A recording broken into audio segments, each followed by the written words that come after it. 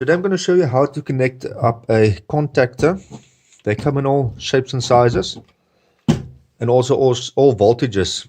So one thing you've got to make certain of is the actual voltage of the coil. You can change out the coils to match your voltage. So this one, I don't know if you can see that. This one's a 400 volt coil. That's in my country, which we will call a 3-phase. This one is a 230 volt coil. That's single phase. This one is missing the coil because it burned out. So you can actually change just the coil if the contactor burns. So I'm going to connect up a contactor here. I'll show you which wire goes where. You notice on here there's an A1, an A2, and this side's also an A2. This A2 is actually bridged. So if you connect the live there and the neutral there, it's not going to switch on. It's going to be dead short. What you want to do is take the A1, put your live wire there, A2, your neutral wire. And then these are the 4 contacts.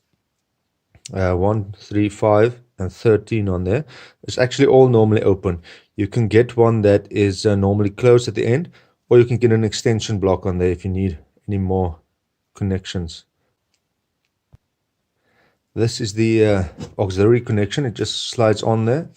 This one has normally closed, normally open, and normally open, which actually means just if it's normally open, in this position, it's not on. And if it's normally closed, then in this position, it should be on. So as soon as the contactor pulls it in, the normally open will switch on. The normally closed will switch off. It's just in its normal position, it's either on or off. Okay, let me just show you here. This is the live wire. In my country is red. Yours might differ. And the black is the neutral wire. I'm just going to connect the live to the A1 and the neutral one to the A2. I can either select that one, or the neutral can go into that one and the live into A1. Let me connect it up, see what happens. Okay, that's live to the A1 and neutral to the A2. Let's switch it on, see what happens. It pulls in, so it connects all these 4 contacts. That's what it's supposed to. Now, you ask, where do you use a contactor?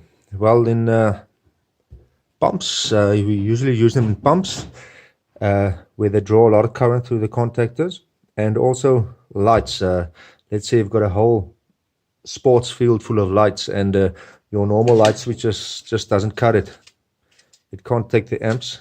You put a normal light switch on the contactor, it switches the contactor on, and then the contactor actually takes the load of all the spotlights. So yeah, let's switch something on. Here's because this is a 240 volt light bulb, and this is a 240 volt contactor, 230 volt.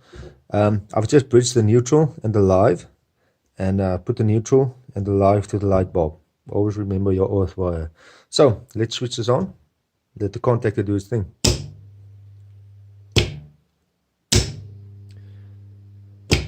Now you don't need to put the neutral wire through here as well. You can only have the live one, but because there's so many contacts, I just did it, and yeah, it works nicely. So there you go. That's how you connect up the contactor.